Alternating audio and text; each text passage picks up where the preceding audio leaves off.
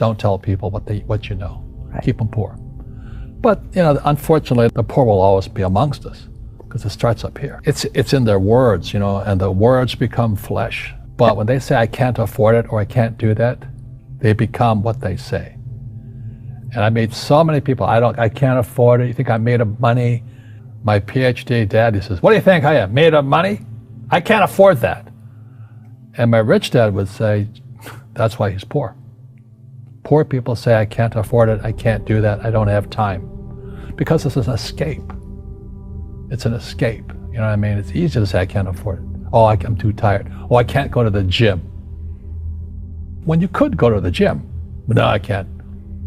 Truth is, I'm just too lazy to go to the gym. A question opens the mind, a statement closes the mind. See, when you say, I can't afford it, your mind shuts down, and you become what you say.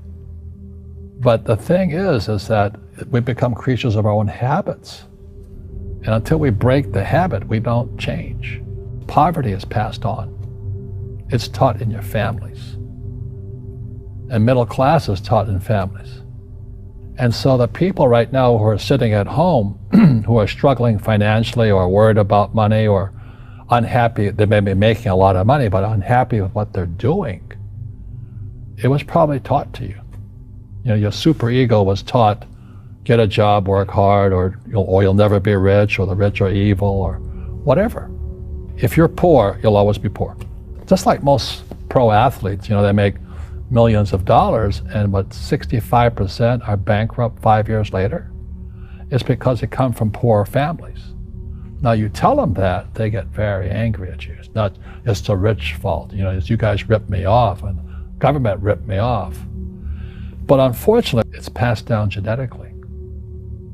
That's the frightening thing. We've got to change what we teach our kids. So I remember raising my hand when I was 9 years old, talking to my fourth grade teacher, and I said, you know, when am I going to learn about money? She says, the love of money is the root of all evil.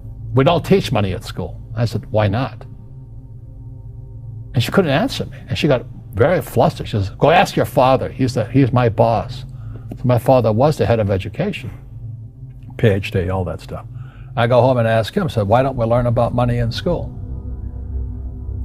And he looked at me and says, because the government doesn't let us teach that subject.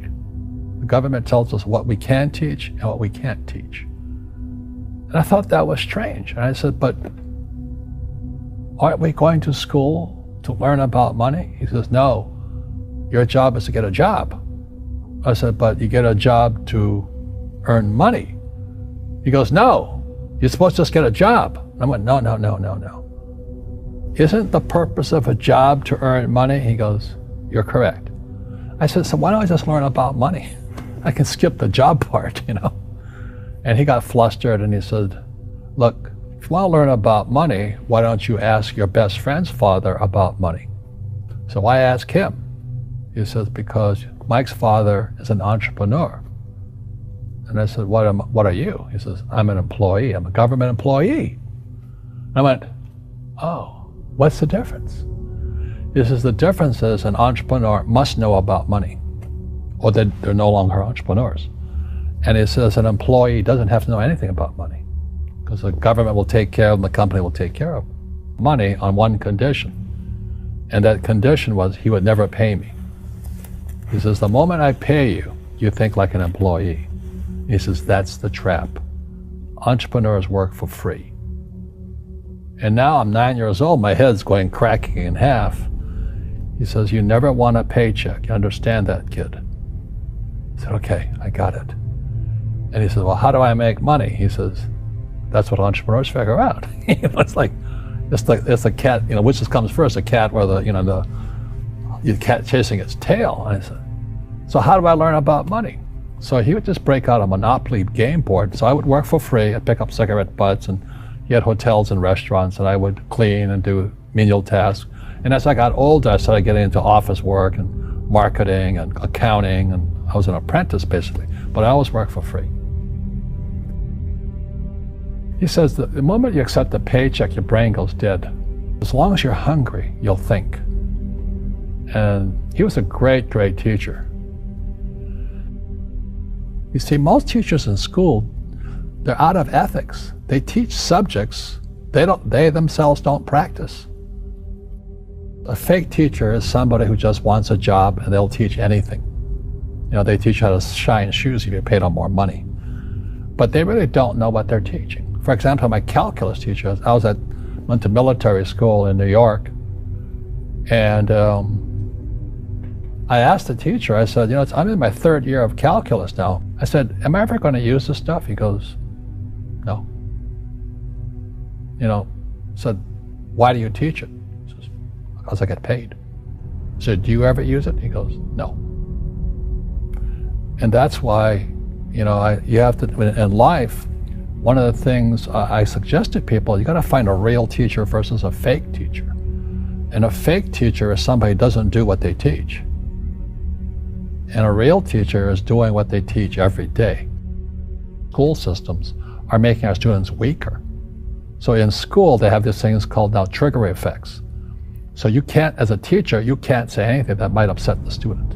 They don't want anything that might jar their point of view.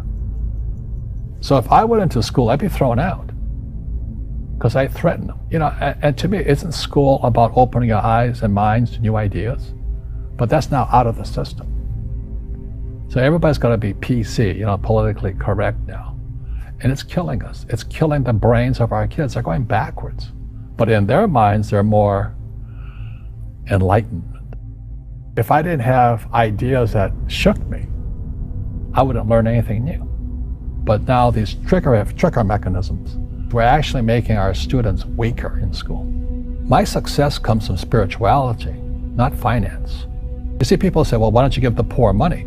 So the only problem with that is it just creates more poor people. You give a man a fish, you get a lot of people who want more fish, but you teach them to fish. We're more antagonistic, more antisocial. Social media is antisocial. That's the danger part. So the reason I'm speaking on spirituality, we got to evolve. It means meditation, it means yoga, it means praying, it means going to church, whatever it takes. But you got to get back to calm and peace and meditation. One generalized principle is emergence through emergency. So when you look at the word emergency, the base word is emerge. The only way humans evolve is via emergency. And a big one's coming. And it's going to be, as we all know, our banks have ripped us off immensely. They're just a bunch of crooks. I don't know how they can live with themselves. But the bankers rip off trillions and they get bonused in billions. Nobody goes to jail. That's the sickness of our society. So that's why I write about financial education. It's almost like self-defense. It's almost like taking judo against our own government and our own banking systems and Wall Street. People who are afraid of making mistakes, like they teach in school, they don't ever grow. Because spirituality is there's good and there's bad, there's right and there's wrong, there's up and there's down. Most people only want to be right, they only want to be positive. Well, you can't have that. That's not reality. Every time I failed, it was like, good. I said, okay, what have I learned? And the average person, the reason they're poor is they haven't failed. They play it so safe. They haven't made any mistakes like they taught in school. That means they don't learn anything. That's why the school system's actually fundamentally corrupt. It's anti-education. Don't make mistakes and don't ask for help. And if I didn't ask for help, I have my accountants, my attorneys, my bankers, and all that. I go into business like a rugby team. Boom, boom, and we kick butt. But the average guy is standing there, oh, I'm an A student, I'm going to do this all on myself, and a bunch of rugby players run you over, and you go, well, they're not playing fair. You're playing stupid. You should have a team. You should have accountants, attorneys, and bankers, and all that stuff. But that's not the game I want to play. I said, then don't play the game. So what I say to young people is, you find your game.